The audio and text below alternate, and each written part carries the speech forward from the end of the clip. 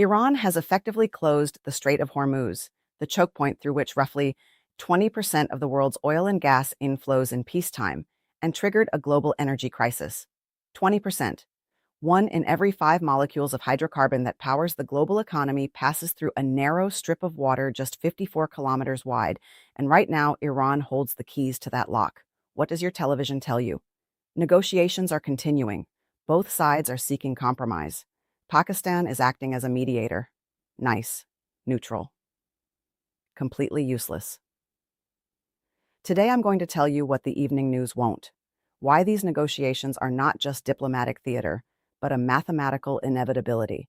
That is already rewriting the rules of the global economy, and why you personally will pay for their failure at the gas station, at the grocery store, and on your utility bill. Let's begin. Why Pakistan? Why not Oman, which has mediated before? Why not Qatar or the United Nations? The answer lies in geography, religion, and military connections.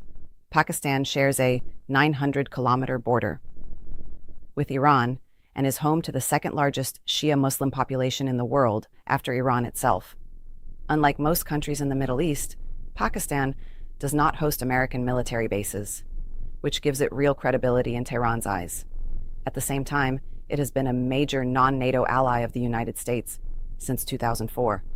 This is a unique position, trusted by Tehran and formally allied with Washington at the same time. No other country in the world has this combination, but there's a nuance the mainstream media completely ignores. The central figure in Pakistan's role as mediator is Army Chief General Asim Munir. Munir has built a personal relationship with Donald Trump, who has referred to him as his favorite field marshal. Yet Munir also personally knows the leadership of Iran's Islamic Revolutionary Guard Corps, because 10 years ago, he headed Pakistan's military intelligence. Do you understand what that means? This isn't ordinary diplomacy. This is a web of personal, trusted relationships built over decades. Mediators like this are extremely rare. Now let's look at what actually happened during the negotiations. The channels told you they lasted 21 hours and ended without result. But what really went on inside the room? Once the talks began, they barely stopped. Officials described the 21 hours as continuous but uneven. The first session lasted less than 2 hours. Then came a break, partly procedural, partly cultural. Dinner was served, but conversations continued informally. After that came a much more intense phase, multiple rounds, endless drafts, and repeated restatements of positions. This was not a failure. This was probing. This is how real high-level diplomacy actually works, not like they show in movies. But here's the systemic problem most reporters missed. The two sides were simply too far apart, not just on substance, but in style and temperament. The American delegation, led by Vice President JD Vance, came in wanting a relatively quick resolution. Tehran, by contrast, has a long history of negotiating slowly, deliberately, and over very long periods. Here's the mathematical inevitability at the first level. When one side thinks in terms of weeks, and the other thinks in terms of decades, no amount of 21-hour negotiating sessions will produce a result. It is a structural incompatibility of negotiating cultures. This is exactly what happened during the Paris peace talks on Vietnam from 1968 to 1973. The Americans arrived with ready-made draft agreements expecting to wrap things up in a few rounds. North Vietnam spent months literally arguing about the shape of the negotiating table. It wasn't a whim. It was a deliberate strategy of attrition. Tehran in 2026 has clearly read the same playbook. For Washington, the unread line was nuclear weapons. For Iran, the problem was more fundamental. The Speaker of the Iranian parliament, Mohammad Bagher Ghalibaf, stated that the American side had failed to win the trust of the Iranian delegation.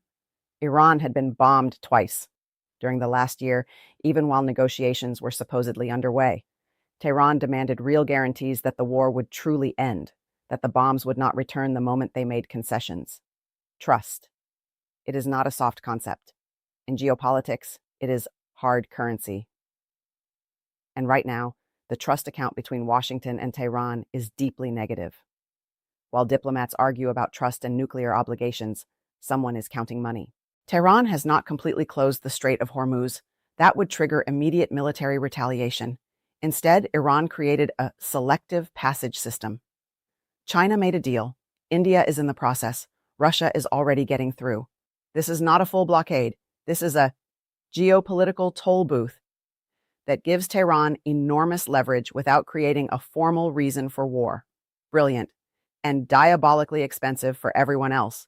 Iran believes it gained real advantages from the conflict, especially control over the Strait of Hormuz, which gives it a chokehold on the global economy. Tehran was not prepared to accept what it would see as surrender. On the nuclear file, the numbers the networks bury in fine print are sobering.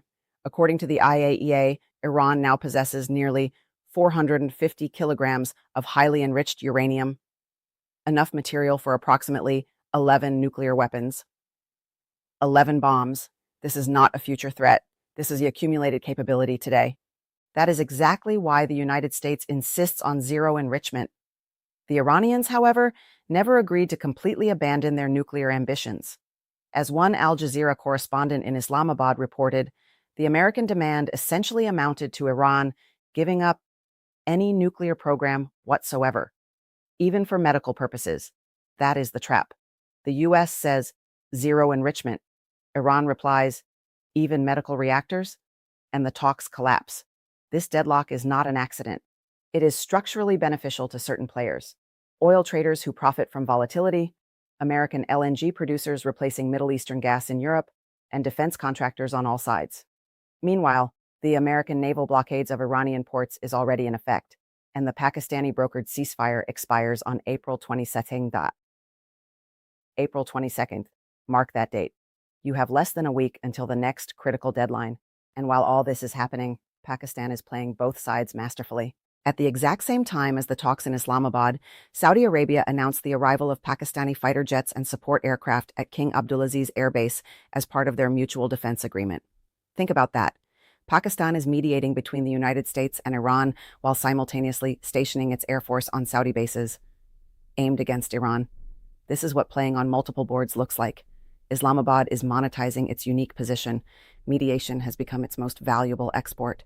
Pakistan is collecting dividends from both ends of the conflict: diplomatic prestige, Saudi petrodollars, and continued American military assistance. This isn't cynicism. This is geopolitical business. Now, let's talk about how this affects you personally. You might think, it's far away. Iran, Pakistan, negotiations. What does it have to do with me? Let me show you the chain reaction. Link 1. Strait of Hormuz.